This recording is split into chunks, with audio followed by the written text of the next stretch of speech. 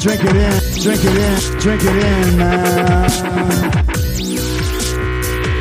It is picked off by the line. Darius Slay's got it. Coming back right side, 25. Picks up a block at the 30. Darius at the 40. Drink it in, drink it in. Drink it in, drink it in, drink it in, man. Rolls to the right. Stafford throws deep. Got a man out there. End zone. Caught. Touchdown, Detroit Lions. Marvin Jones.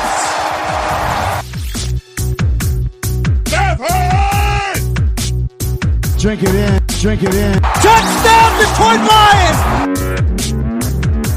Cornbread.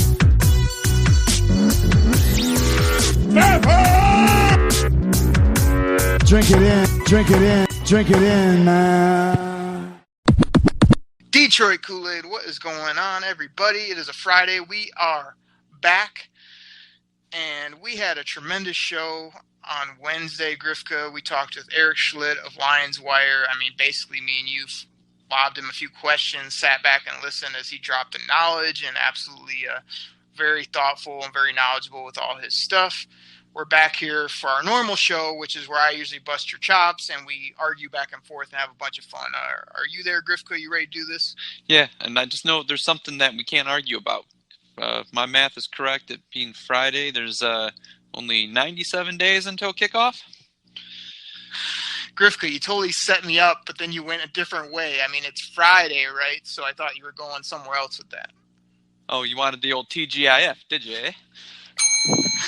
Thank you. Well, yeah, man, just under 100 days to football, the 100th season of the NFL. So that's tremendous, man. Absolutely can't wait for every day we get a little bit closer, man. We better enjoy these OTAs before it goes a little bit quiet. But before you know it, man, we'll be loading up, heading down Allen Park for training camp. It's going to be great. Yeah, I'm looking forward to that. All right, Grifka, well, news and notes, man. What the heck is going on with our Lions? Let's have a little bit of fun on this show and do what we do. What do you got? Okay. Well, first one, once again, it's kind of becoming my thing. I kind of go out of my way to find these articles just to, get my blood boiling a little bit. But I did find one. Stumbled across Bleacher Report, and as of right now, they have the Lions with the 22nd best backfield combination, or team or room, whatever you want to call it. And I'm not talking, counting the quarterback and the offensive line. No, I'm talking the group of running backs that the Lions have. 22nd best. I mean, don't get me wrong, I don't believe the Lions are top 10. But as I was going through looking at some of the other teams, I mean, like San Francisco and the Colts and the Bengals, I'm thinking to myself, what? I mean, I know the Lions are better than them, but once again, I just think this is just no love for the Lions, man. What do you think about that? Grifka, I think the people are getting a kick out of this being one of my new catchphrases. I mean, is this a real question? Of course it is, man. It's just like, they got Carry-On, they signed CJ, they draft Ty Johnson, they still got Theo. I mean, Zach Zenner's still around. Come on, man, 22nd best. Behind, the likes of, the 49ers, who, their best running back was Jerick McKinnon, and he's great because he didn't play last year at all. I mean, come on, really? Really? Well, that's a bell for the realies. Grifka, do you ever read these articles, though, and go, it gets you mad, but don't you ever read them and just know that it's garbage from the get-go, and then you just blow it off? Or these things set you off every time? No, I think it's one of those things that you can probably just set me off every time. I'm starting to be old guy, get off my lawn type thing. I realize that. I'm gonna have to get a rocking chair on my front porch and like one of those old Cracker Barrels with a checkerboard on top of it. I guess so, man, because this is lazy writing by, I think you said Bleacher Report. This is the Lions have always been terrible at running, so we'll put them up a little notch because they drafted a rookie that looked damn good last year, but we won't put them anywhere in the top 20 or 15 or even up in the top. I think they should be in the top 12 to 15 of the league, from Jump Street. And then, if Carry-On is the thoroughbred we hope he is, and, CJ Anderson can add some punch, I mean, there's no way we're the 22nd backfield. I mean, double Z's, call him triple Z's alone, I mean, puts him in the top 10 for you. Am I right? Oh, yeah. I'm almost like top 5 with him. Guy always falls forward. Come on. Yeah, I think we're better than that. With all the joking aside, I really do think, though, it's sort of a prove it, because you can't be basically last in the league for probably nearly a decade now and then just show up and roll out of bed and be, top 15, top 10. So, again, I feel like it's lazy writing. I feel like it's not looking at the personnel. It's just generalizing because it's a national type story. But I think some of this you got to just write off. Like we're better than 22nd, barring health and all that good stuff. So I just write this off as not a big deal. But hopefully not only will they show them this year, but it's time to run the football, man. It's been time. Yeah, I mean, so like I said, I believe that we have a better group than this. So maybe, like you said, it's seeing is believing. And, next year we can be in top 12 or something like that, which I feel we're pretty close to being there already. So basically what I just said. Yeah, pretty much, but that's why I just summarized it, as opposed to just repeating your answer. Perfect. What else you got, man? Just one more thing here, since you always tell me I'm avoiding him, and I have to wait for you to bring him up. Once again, stumbled across another article, which I thought maybe you wrote it, and then under a pen name, but I didn't know if you're such a linguist with it. But the headline was, T.J. Hawkinson will make Stafford fall in love with the tight end again. And my first question was, I didn't know Stafford was ever in love with tight ends to begin with. I mean, it just always seemed like they were there and they kind of forced him to throw the ball. But will. Over time, obviously, as we debate, once again, as a rookie, what he'll do as a rookie. But do you think Hawkinson will make Stafford fall in love with the tight end, where he becomes like the number one option, kind of like Gronkowski is or was to the Patriots? Now, Griff, I'm not going to use one of my new taglines, because not only is this a real question, but it's my favorite part. Like on the Wednesday show with Eric, like you're just asking him about tight ends. You're wondering about how Nada's going to be. We talked to you at the end about T.J. Hawkinson and talked you off the ledge, and you were just sitting there loving it, being quiet and whatnot. So like I think not only you coming around, but I mean you're just obsessed with the tight ends now. I mean you love them. You love them in the top 10. You think they're going to be integral parts of our team, which I think is absolutely great. Now here's what I'd say. You say, like, was Stafford ever fall in love with the tight ends, or when he has? This is where I school you. So I don't know if you remember another guy, one of your favorite players ever in a Lions uniform, Brandon Pettigrew. Does he ring a bell? Unfortunately. So you crack on him. Yes, he had his faults. He had his butter sticks at times, and yes, he got all dinged up at the end of his career and washed out of the NFL. But do you remember his first couple years? I mean, he had like 80-plus catches. He had probably, up in that like 800 some yards one of those seasons. Like, really was a guy that Stafford not only got the football to, but he really made a difference when it came to, moving chains. He had the touchdown against the Browns, which we all remember, to kind of with the busted up shoulder for Stafford. I mean, I think Stafford, he likes getting the ball to the tight ends, because back in the day he had no offensive line. It's the easiest way to just get the ball out over the middle of the football field, and usually they can post up, they can do all that type of stuff. So I think it kind of depends if he has, which I do think now they finally have found the right tight end. I mean, I remember I've had to listen to stories here the last week where people were like, justifying the Ebron pick, saying, well, they needed a tight end then. It's like, it feels like they needed a tight end for, since back Pettigrew was like 09, 2010-ish. Like, I mean, do we need a tight end for 2 decades? You know what I mean? Like, you'd think we could find a suitable person to play that position for a longer term than a couple of years. But I think we found the guy. I think Matt Stafford has a lot of great weapons across the board. And I think that, he's good at getting the football to not only who's open, but, we need to give him just a little bit more time. And, I'm not really a fan of that safety blanket type of thing. I think that, that acts like he can't do anything else except throw the check down. So I think Stafford's really going to not only love the kind of person T.J. Hawkinson is, but the type of things he can do in this offense. And it basically just gives us another, here's the word, weapon, or another opportunity, another option that he can get the football out to and move it down the field. And again, I've really bought in. I was never against it from the get-go, but like you say, there were other players I liked as well. And I just can't wait till we play real games, see what this guy's got, man. You know, I hope when we go to training camp, Hawkinson comes over to sign autographs, because I want to just see the sheepish look on your face, kind of like that little schoolboy, you know, with the crush, because you just got such man love for T.J. Hawkinson. Oh my God, it just oozes out of you. I mean, does your face light up when you talk about him, when somebody like brings his name up?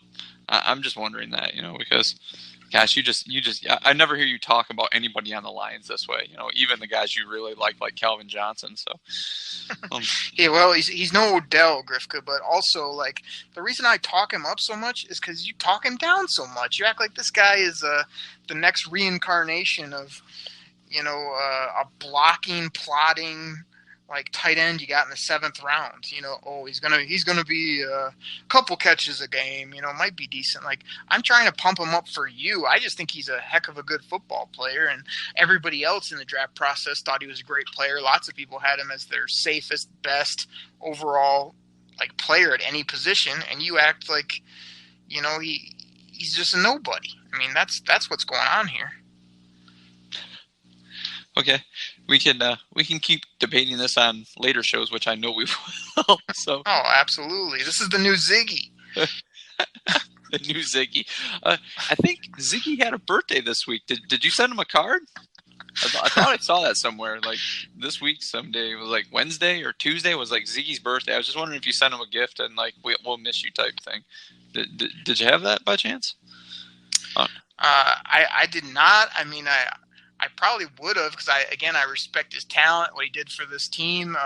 You know, also I don't know, maybe a good gift might be, you know, a lifetime pass at like a local spa or rehab facility, or maybe some type of you know, brace for his arms. Heating pad. Yeah. Lifetime supply Ben Gay. I don't know.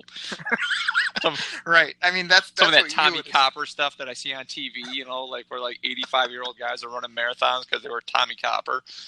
What, like your boy Brett Favre, who's got like copper head to toe and beating up on a bunch of old 50-year-olds in the back parking lot with Jerry Rice? Oh, I love that.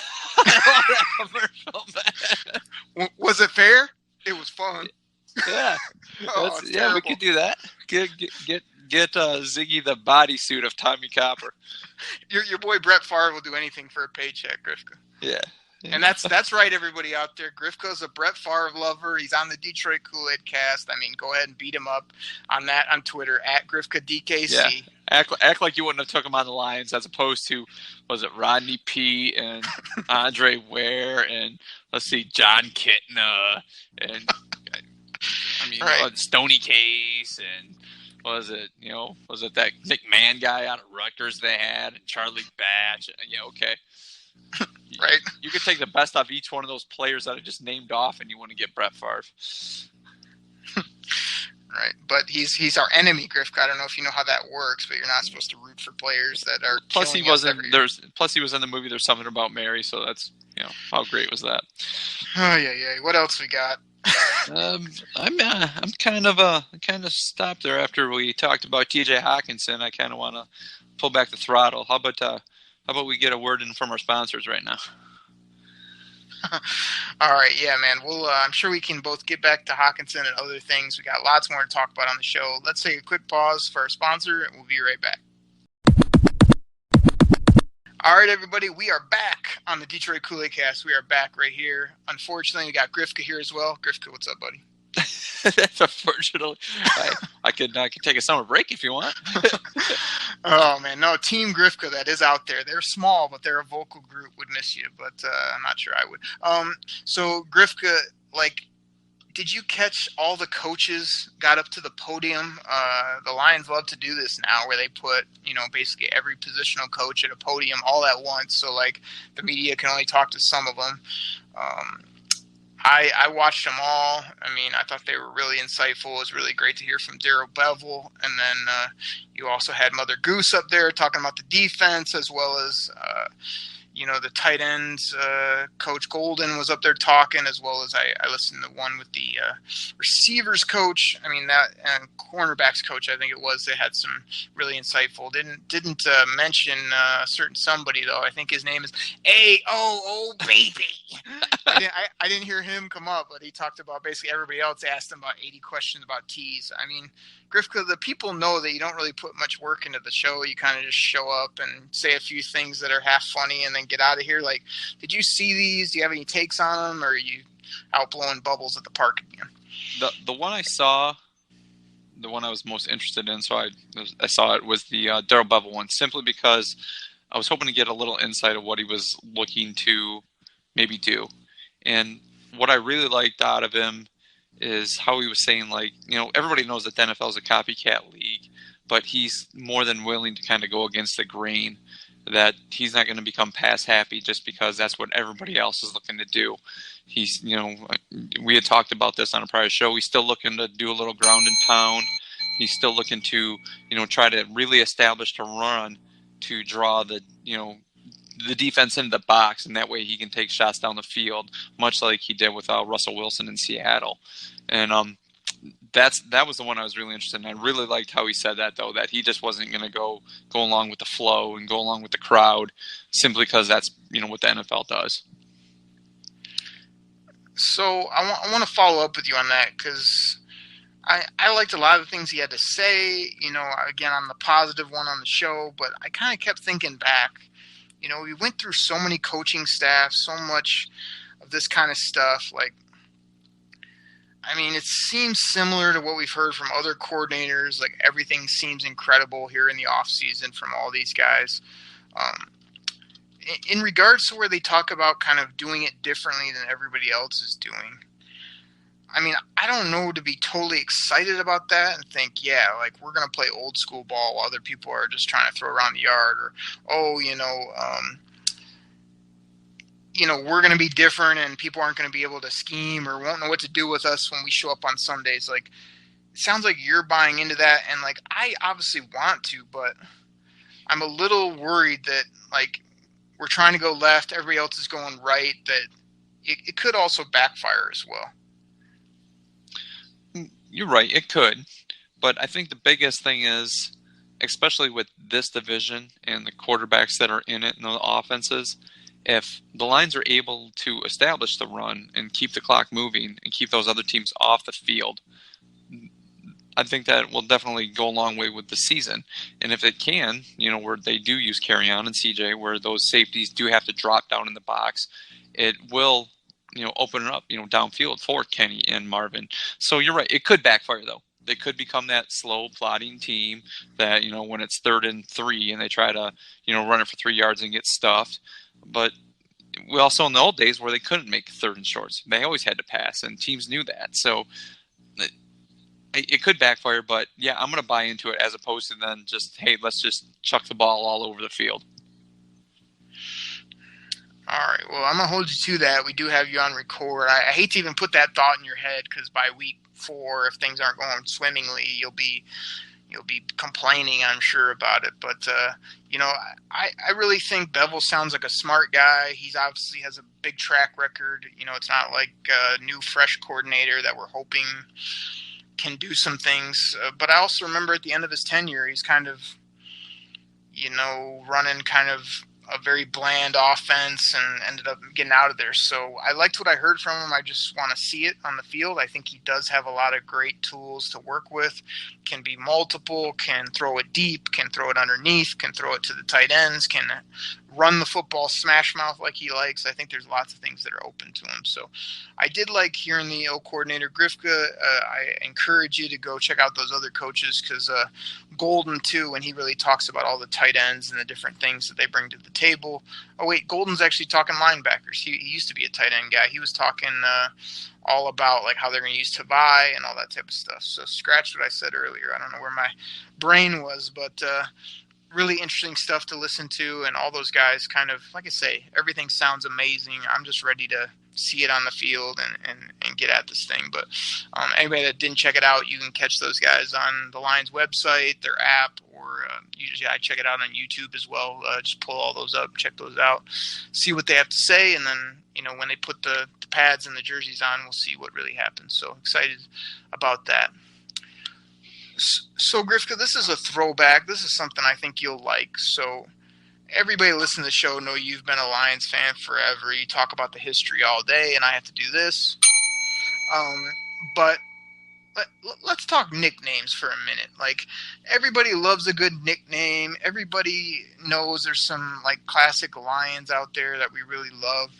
I mean, I can't say the Lions have been known for amazing nicknames in the recent history. They do have some classics. Any jump to mind of just nicknames you really like, or players that, you know, really lived up to?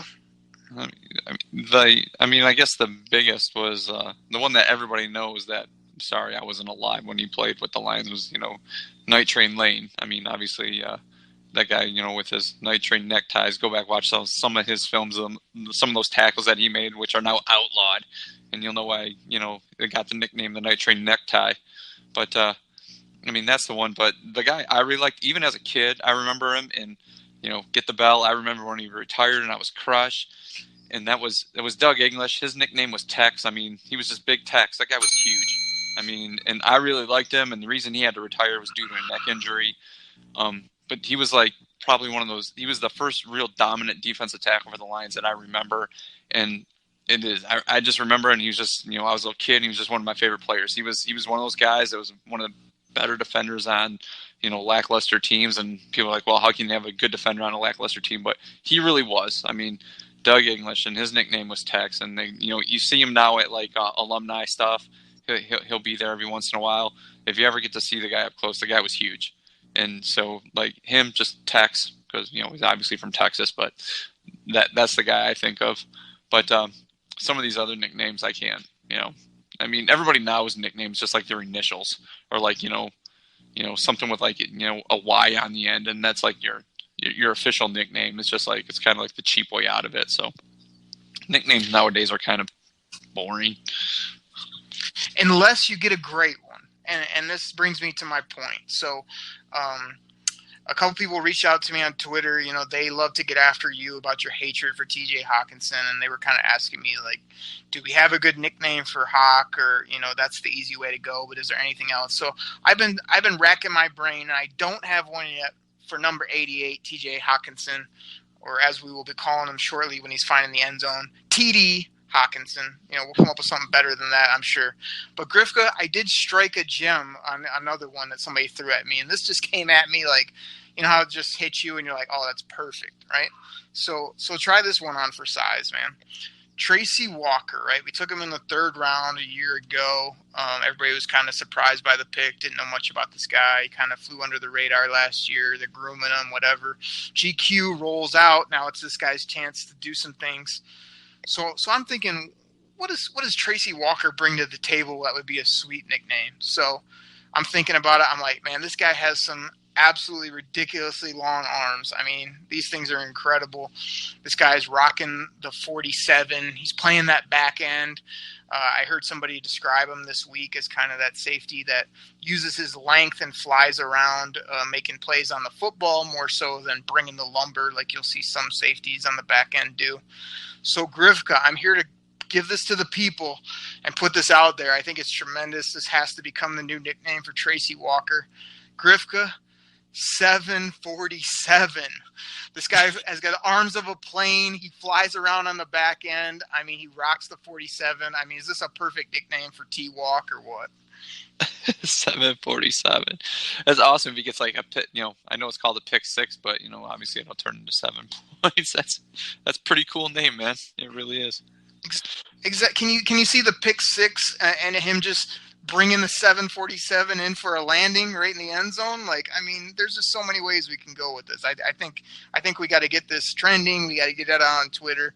T-Walk 747 just patrolling the back end here in 2019 for the Lions. Yeah, that's pretty cool, man. That's a good one right there.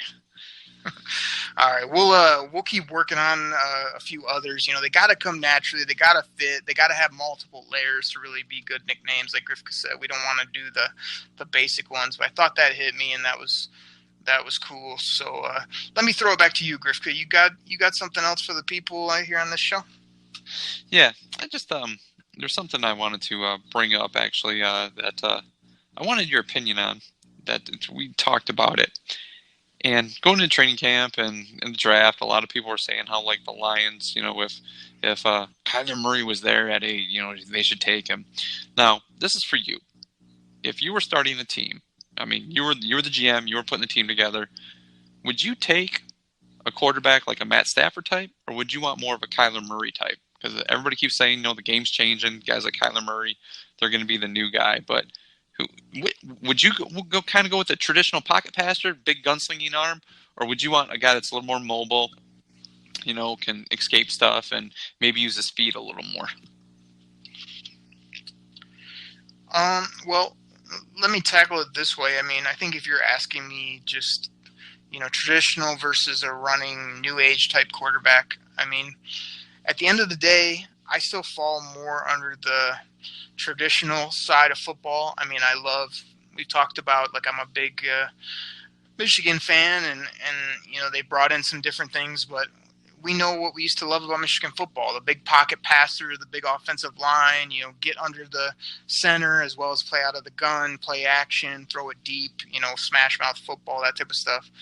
I mean, that's still my ultimate favorite. But to twist your question a little bit, I don't necessarily want the new age run around quarterback, but one thing I'll be watching for Stafford this year is a little bit more in the pocket mobility. I mean, I don't think you have to scramble and run, but I think you really do have to be able to shift, move around, roll out, throw accurately, that type of stuff. And what I would say is that, what I think is winning right now in the NFL is the good college quarterback that comes into a good system, a good situation, and makes no money. And I feel like, again, here we go, Grifka, he's cheap, right? This is my whole thing. But if you can add a quarterback that's more than adequate, he's on a good team, and makes no money, and you can load up on defense and skill players and all this stuff, I feel like that's really the blueprint for winning right now. So I'm curious to see if one of these teams with a really high-priced, I'm talking like $25 to $30 million quarterback, can not only win but have sustained success, because I think it is a little bit hard to put a really solid football team on all types of different levels when you have that type of money to one position. But, I mean, that's where we sit here with our Lions, is we want Stafford to play well. We know he makes $25 to $29 million cap hit, and we still have $20 million sitting there. Bob Quinn, as much as people want to rag on him, has sort of built a young, aggressive type team, and our cap is in better spots. So, we'll be a good test case, I think, for kind of traditional quarterback that makes a ton of money win, and I really hope it can. But, I mean, if I had my choice, I'd be taking one of these young upstart quarterbacks and building an absolute nasty team around him. Okay. I guess my point of view is I'm with you. I like the pocket passer, and to say Stafford a little more mobility. I'm thinking somebody like with the mobility. I know people are going to laugh about this, but like Dan Marino.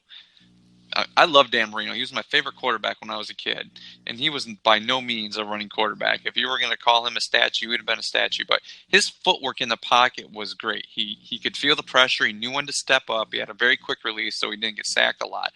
If they could get Stafford something like that, just like. And I know we've seen Stafford in the past. He'd just seen gun shy, just from getting hit so much. But Dan Marino really knew how to just even Tom Brady does it pretty well. Neither one run really well, but they know when to step up. They know when to move. If they get Stafford that way, that would be great. And to once again piggyback on more of your answer, I think that's what the league is going to, that cheaper quarterback. And try to use your money at other spots. So when you have to go pay your quarterback, hopefully you're filling those other positions with young defensive talent, young offensive talent, where you had dropped that money before. Now you got to pay your quarterback, and so you have to use that young money on other positions where before they were supporting your quarterback, all those gritty veterans that you had to pay. So I totally agree with you on that, going to get one of those young quarterbacks to be your guy. Good stuff, man. Yeah, it's an interesting question, really important. Quarterback, I would say, is probably one of the top 2 or 3 positions in all sports, no doubt about it, and basically drives your team. So it's definitely something to consider. What do you do with it? What do you pay towards it? How do you build the rest of your team? All that type of stuff. Yeah, definitely. So that was the big question I really wanted to pose to you this week, because I know a lot of people say it's, like Kyler Murray type that's going to change the game, but it seems like I've been hearing that since Randall Cunningham, Mike Vick, all those guys that could run around and sling the ball, but it still seems the NFL still really wants that pocket quarterback to, where they don't have to pay their money and, your quarterback get hurt, RG3 comes to mind, instantaneously when I think about that. Yeah, absolutely. Let me throw this one at you, Griff, because we're recording here. The word hasn't officially come out, about Hard Knocks. We've talked about it. It did come out here recently that, there was some rumor and innuendo that they were leaning towards the Redskins. Everybody's been assuming the Raiders, and we're in the mix. We're basically the final 3. A guy reached out to me on Twitter, Mike on Twitter. He's at 19LionFan87, and he sent me a couple questions, so I said I'd try to get at him on this show. So I'm going to go ahead and throw them at you. I think this first one is somewhat related to Hard Knocks. He put, what do you guys think will be the best storyline for fans to follow if the Lions get Hard Knocks, or even assuming they don't? And he says, and what player do each of you think will become a fan favorite throughout the season? So he's kind of still assuming that maybe we could be picked, but I'm throwing it at you, Griffco, saying, even if we're not on Hard Knocks, what's a good storyline and a player that might surprise us or that we want to follow this year? A guy that I'd want to follow, and a good storyline. I'm going to break this down 2 ways. I'm going to break this rookie-wise. I would really want to break down and see Tavai. I would really like to see his point of view, simply because, one, obviously he played out of Hawaii, and I didn't see a whole lot of his games. And I know you make fun of me for watching a lot of college football, and as a guy, I just didn't see a whole lot. So to follow him, to see what the team's plan for him would be, I would really like to see his point of view with the team. Now, a veteran with the team that I think would just be great for television, who I'm going to say. It's got to be Big Play. I mean, his interviews are just the best. Could you imagine him on TV, HBO? What he could say? I mean, come on. Yeah. I'd love to follow that guy. What Griff is referencing to, I mean, he's a Darius Slay honk. I mean, he shook his hand at practice. We told it on the last show. It's a hilarious story. He's always repping Big Play Slay. And Griff, I was thinking about the other day, Big Play Slay is kind of like the last person you should like. You're the anti-Big Play Slay when it comes to, you should like an offensive lineman or a plotting tight end, not a electric corner that waves his finger every play. I just think it's an odd fit for you to be one of your favorite guys. But Grifka's also referencing, we talked about it. I don't know if you can find it online. 97.1 The Ticket used to do, what did Slay say? It was just his regular interviews, but they would just pick out clips and play them, and you'd be sitting there going, huh? What? What did he just ramble off? I don't know what he said, but it sounded hilarious. Yeah, man, he would be a classic on those shows, no doubt about it.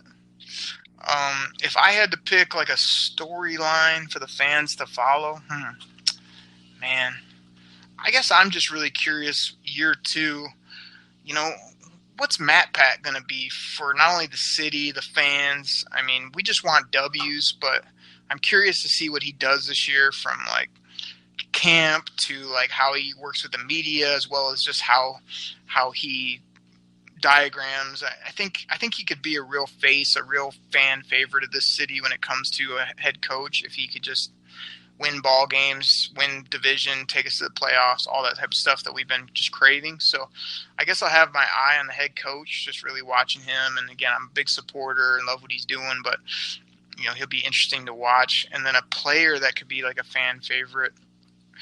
I just think I just talked about him, man. 7.47. I think that we have not seen barely anything from Tracy Walker. Every time I see him in OTAs, he just looks like an absolute specimen. Not only do we need him to play well, I think if he plays well, he'll jump off the screen and we'll notice it, and everybody will jump on board with 7.47. But Deshaun Hand is a really engaging personality, so I guess he'd be my second one. Where I think he had such a good rookie year that Deshaun Hand could be kind of a great player on the football field, and if you get a mic in front of him, he's a really personable, fun guy to listen to as well, in a good way. He's outgoing, but he also still talks about the team. He's not that boastful guy, but he's just really engaging. So those would be two I'd throw out there for Mike. We appreciate him reaching out. He said he's following the show. He found us out there and said he's going to be listening to all the episodes moving forward. So that was tremendous. I said, man, we'll shout you out on the show and get you on there. So appreciate that. He has a follow-up, Grifka, which I want to throw at you as well. Okay. Now this is classic. If you didn't see this, I may have to kick you off the show, which I've threatened before, and it could happen at some point. But all joking aside, Grifka, please tell me that you saw the Aaron Rodgers attempted beer chug and then the Matt Stafford retort where he downed the old brewski. Did you see this?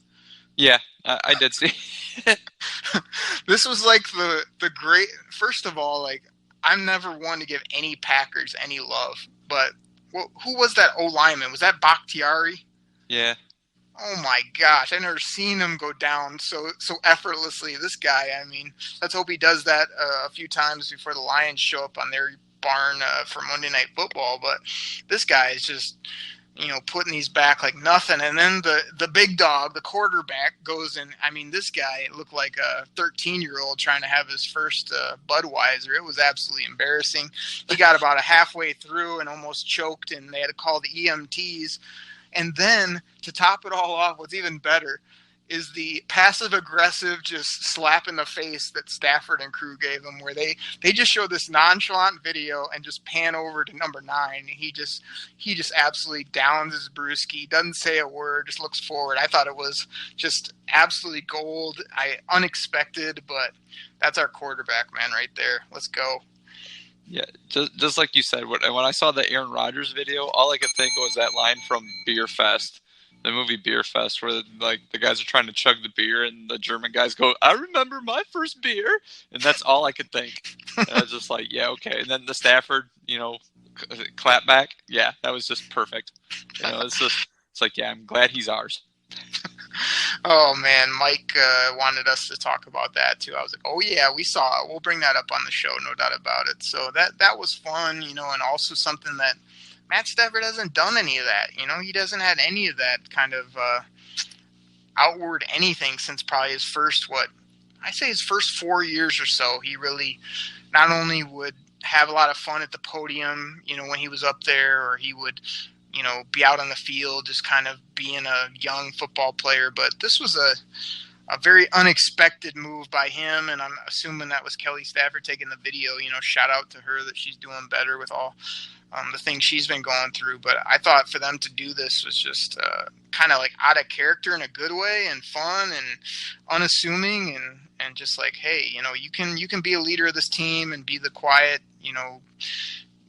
basic guy, but you can also have a little fun. I thought this was fun. Yeah, it was just perfect the way he did it. Like you said, he just chugged it and looked at the camera and didn't say nothing. Just everybody knew it.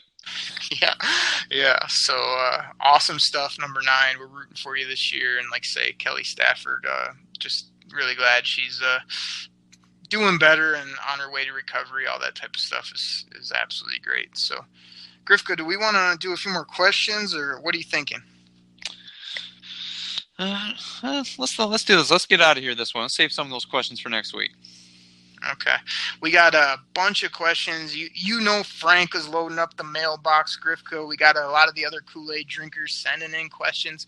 We have not had anybody yet use the Anchor voice messages. If you're listening to this on your iTunes or your podcast platform for Apple, all you got to do is hit the details. It brings up the show notes, and I tried it at the very bottom.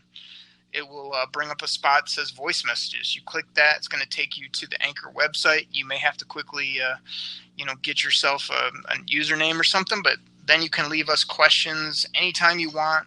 Of course, you can call that Detroit Koolaid Cast Listener Line. Grifka, you still don't know the number, right? It's in my phone, and I never call my phone. So. Oh man! So if you guys want to not do the Anchor, but still call us up, rant and rave, leave us a question, you can do that by calling 989-272-3484.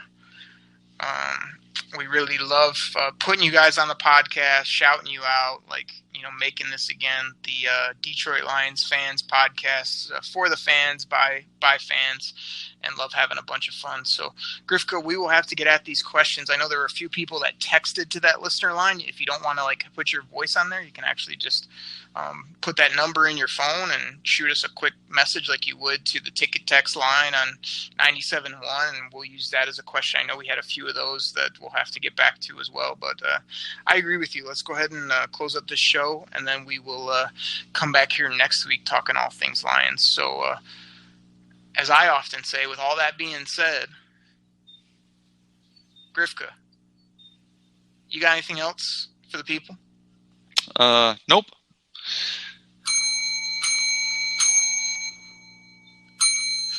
All right. Well, perfect. Man, it's been a fun week on the Koolaid Cast. Eric Schlitt really came in. We had a great show with him.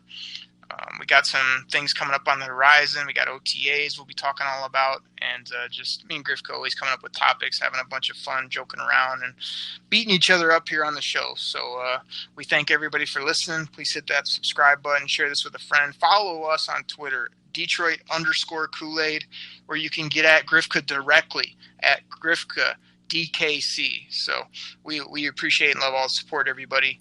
Take care. Have a great weekend. Thanks, everybody. Pack the bag, start the plane. This game is over. It is over.